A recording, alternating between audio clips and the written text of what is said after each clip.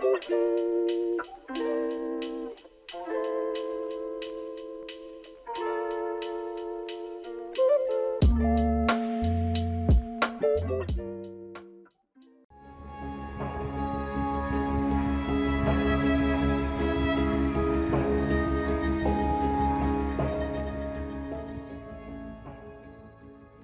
Dutch farmers' militant struggle. How can the needs of the people to eat and their need to live in a clean and stable environment both be met? Farmers in the Netherlands have reacted with fury to government demands that they cull their herds to help Holland meet its nitrogen emission targets. Under capitalism, the cost of environmental measures is invariably passed on to individuals and businesses, a burden that many simply cannot bear without going under. In the Netherlands, farmers have for months been blocking roads, dumping manure in front of the homes of politicians, and setting haystacks alight, as well as mobilising massive convoys of tractors and other farm vehicles to disrupt the movement of traffic. Their protest is fuelled by the fact that measures being taken by the Dutch government and the European Union to reduce nitrogen pollution will drive a very large number of them out of business by the end of the decade, while adversely affecting the profits of those who remain. Given that nobody wants thousands of farmers to lose their livelihoods, while at the same time nobody wants the environment destroyed by an excess of nitrogen, how is it possible for this circle to be squared? Let us examine the full scale of the problem, starting with the ecological damage that is caused by excess nitrogen. An article by Eric Stokstad for Science magazine in December 2019 stated, quote, "Nitrogen, a key nutrient for plants, is also an insidious pollutant. Fertilizer washing off fields ends up in lakes and coastal areas, causing algal blooms that kill marine life.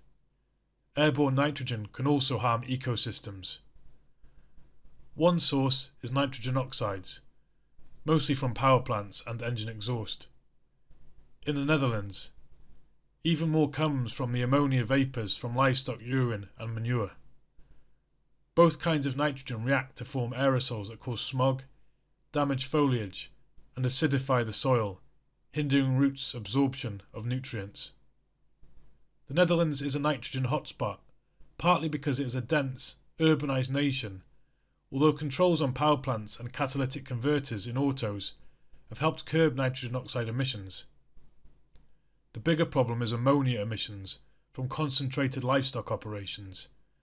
Dutch farms contain 4 times more animal biomass per hectare than the EU average. Practices such as injecting liquid manure in the soil and installing air scrubbers on pig and poultry facilities have reduced ammonia emissions 60% since the 1980s, but they have risen slightly since 2014 because of expanding dairy operations. Dutch agriculture is responsible for nearly half of nitrogen pollution that falls in the country.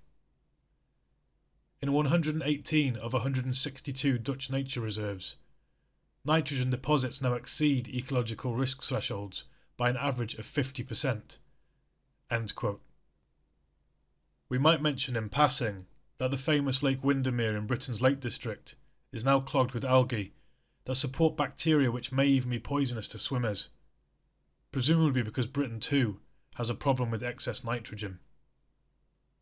In actual fact, the problem of nitrogen pollution is common to most of Europe, which is why the European Union is trying to reverse the damage that is being caused. The Netherlands is probably the worst affected country, so it is there that the government has been driven to try to take the most drastic steps. And these steps have been drastic indeed, although nobody can say they were not necessary, or at very least desirable. In 2019, Holland was constrained to block plans for new homes, roads, and airport runways. Because construction machinery emits nitrogen oxides, it is not only the farmers who are adversely affected. However, it is currently proposed to cut the number of farm animals down by 1/3 by 2030, which would have the effect of driving an estimated 1 in 5 of the Netherlands' 54,000 farmers out of business. Farmers' land would be compulsorily purchased by the government, which the Financial Times tells us has set aside €24.3 billion to finance cutting nitrogen emissions by half. But of course, even if a fair price is paid for the land and business is purchased, the farmers will be deprived of their livelihoods, prevented from benefiting from the skills they have developed over their lifetimes, and driven onto the labour market into the unskilled, low-pay category, always assuming that they can find any employment at all.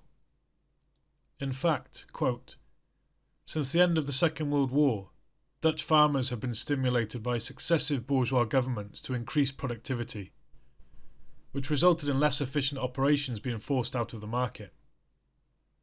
While in 1950 there were 410,000 farms in a country with a total population of 10 million people, in 2016 that number had shrunk to 55,000, compared to a total population of 17 million people.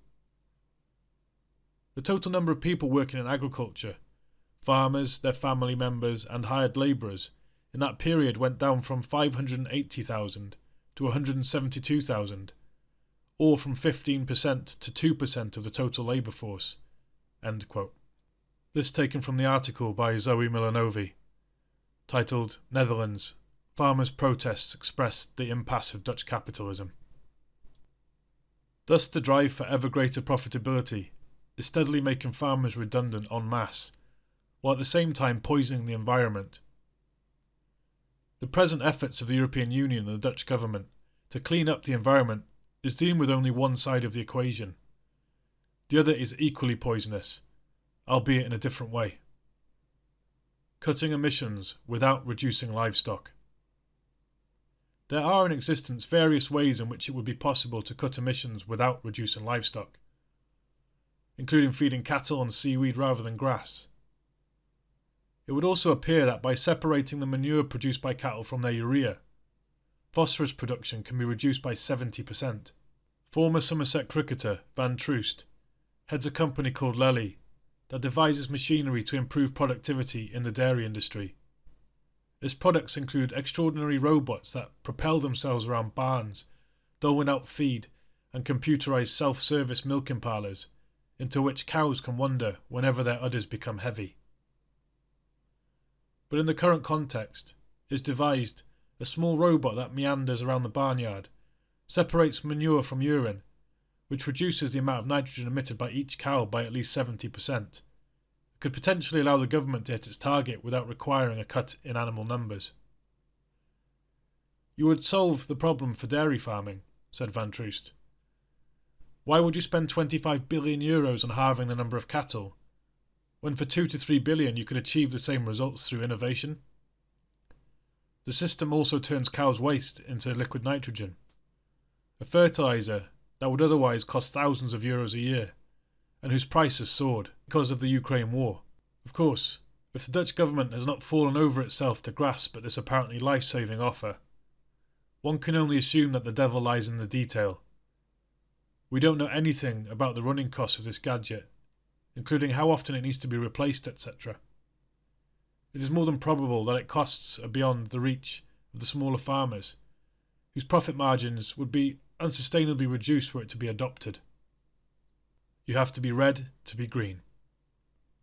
As long as investment decisions are driven by profitability, therefore, the interests of ordinary people, whether they be your honest farmers toiling hard to put food on our plates, or the interests of the public in being protected from pollution generated by cost-cutting production methods, will always come a very poor second.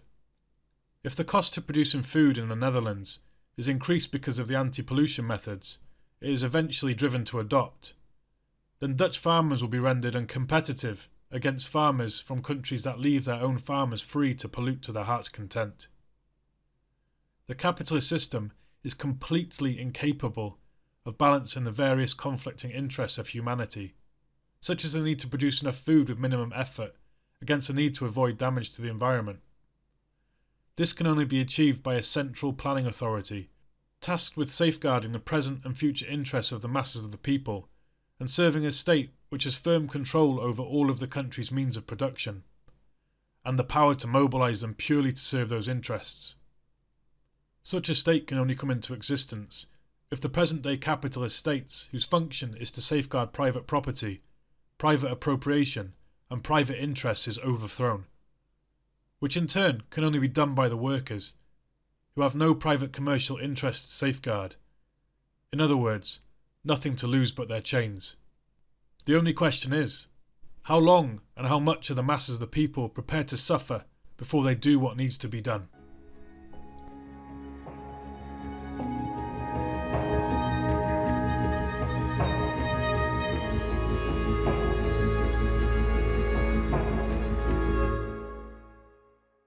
Thanks for listening to Proletarian Radio.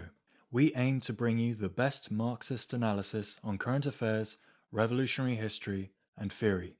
Do like, comment, subscribe, and share our content to help us reach the widest possible audience. We are a small organization with limited resources, and we need workers' support if we are to grow and fulfill our mission. If you are able to make a one-off or regular donation, no matter how small, please visit our website at thecommunists.org and register as a supporter.